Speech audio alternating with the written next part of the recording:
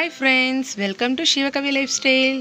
இன்னைக்கு நம்ம சேனல்ல ஒரு சூப்பரான நெத்திலி 65 பண்றது எப்படி நாங்க பார்க்க போறோம். நல்ல காரசாரமா, நல்ல சுவையான, கிறிஸ்பியான நெத்திலி 65 பண்றதுக்கு என்னென்ன பொருள்லாம் தேவை அப்படி நம்ம பார்க்கிறதுக்கு முன்னாடி நீங்க இன்னும் நம்ம சேனலை சப்ஸ்கிரைப் பண்ணலனா உடனே கீழே போய் சப்ஸ்கிரைப் பண்ணிக்கோங்க.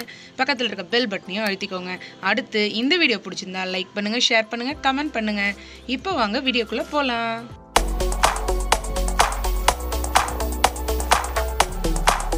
நான் இன்னைக்கு நெத்திலி 65 போகிறதுக்கு 250 கிராம் அதாவது 1/4 கிலோ அளவுக்கு நெத்திலி வாங்கியிருக்கேங்க. நெத்திலியை வந்து நல்லா கழுவி க்ளீன் பண்ணி வச்சுட்டேங்க. இப்போ வந்து ஃபஸ்ட்டு மேரினேஷன் தாங்க பண்ண போகிறோம். மேரினேஷனுக்கு ஒரு பெரிய ஒயிடான பவுல் எடுத்துக்கிறேன். 1 டேபிள் ஸ்பூன் அளவுக்கு கார்ன்ஃப்ளவர் சேர்த்துக்கிறேங்க. இப்போ 1 டேபிள் ஸ்பூன் அளவுக்கு அரிசி மாவும் சேர்த்துக்கிறேங்க. நெக்ஸ்ட்டு 1/4 டீஸ்பூன் அளவுக்கு மஞ்சள் தூள் சேர்த்துக்கிறேங்க. 1/4 டீஸ்பூன் பிரியாணி மசாலாத்தூள் அதாவது கரம் மசாலாத்தூள் நம்ம வீட்டிலே அரைச்சது சேர்த்துக்கிறேங்க. இந்த வீடியோ நம்ம சேனலில் இருக்குது. நீங்கள் இன்னும் அதை செக் பண்ணலன்னா மேலே ஐ பட்டன்லையும் கீழே டிஸ்கிரிப்ஷன் பாக்ஸ்லையும் கொடுக்குற போய் செக் பண்ணிக்கோங்க. இப்போ அடுத்து பார்த்தீங்கன்னா இன்னொரு 1/4 டீஸ்பூன் அளவுக்கு சீரகப்பொடி சேர்த்துக்கிறேங்க. இது நல்ல ஒரு வாசனையை ஃப்ளேவர் கொடுக்குங்க. இப்போ 1/2 டீஸ்பூன் அளவுக்கு மிளகு பொடி அதாவது பெப்பர் பவுடர் சேர்த்துக்கிறேங்க. நெக்ஸ்ட் பார்த்தீங்கன்னா 1/2 டீஸ்பூன் அளவுக்கு இஞ்சி பூண்டு பேஸ்ட் சேர்த்துக்கிறேங்க. இப்போ ஒரு 5 கருவேப்பிலையை நல்லா பொடியாக அரிஞ்சு வச்சுருக்கேங்க. அதையும் இதில் சேர்த்துக்கிறேன். இப்போது தேவையான அளவு உப்பு சேர்த்துக்கிறேங்க.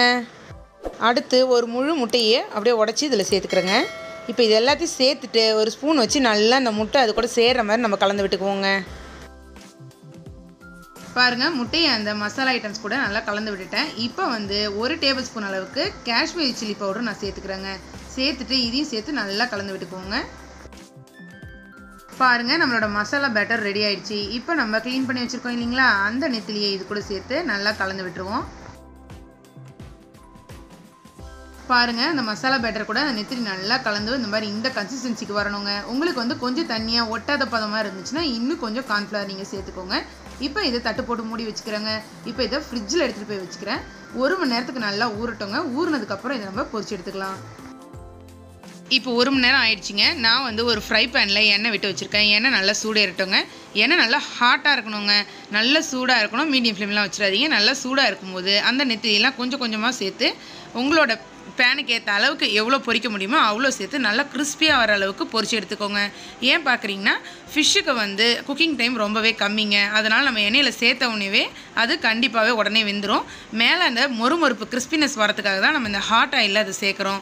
அடுத்து பார்த்திங்கன்னா என்னங்க அங்கே வந்து மசாலா நம்ம கலக்கும் போது கலர் வேறு மாதிரி இருந்துச்சு. இப்போ பொரிச்சு எடுக்கும்போது கலர் வேறு மாதிரி இருக்குன்னு நினைக்காதீங்க. கொஞ்சம் லைட்டிங் ப்ராப்ளம், அதனால் இப்படி தெரியுது.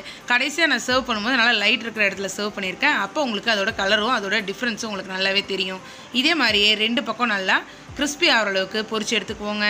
பாருங்கள், நல்லா கிறிஸ்பியாக நல்லா மொறுமொறுன்னு சூப்பராக வந்திருக்கு. இதே மாதிரியே உங்கள் வீட்டு குட்டீஸ்க்கு செஞ்சு கொடுங்க.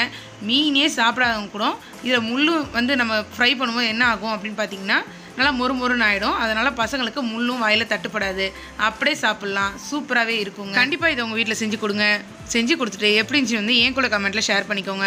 குட்டீஸ்க்கு ரொம்பவே மீன் உடம்புக்கு நல்லதுங்க. சின்னவங்கன்னு இல்லை, பெரியவங்களுக்கும் ரொம்பவே நல்லது. அதனால் அடிக்கடி நீங்கள் வந்து இந்த மாதிரி ஃபிஷ்ஷை நீங்கள் செஞ்சு கொடுக்கும்போது மீனே சாப்பிடாத பசங்க கூட மீன் சாப்பிட ஆரம்பிச்சிருவாங்க. உடம்புக்கும் நல்லதுங்க. ஓகே ஃப்ரெண்ட்ஸ், நெக்ஸ்ட் ஒரு சூப்பரான ரெசிபியோட உங்களை வந்து சந்திக்கிறேன். Until then, bye from Shivakavi Lifestyle.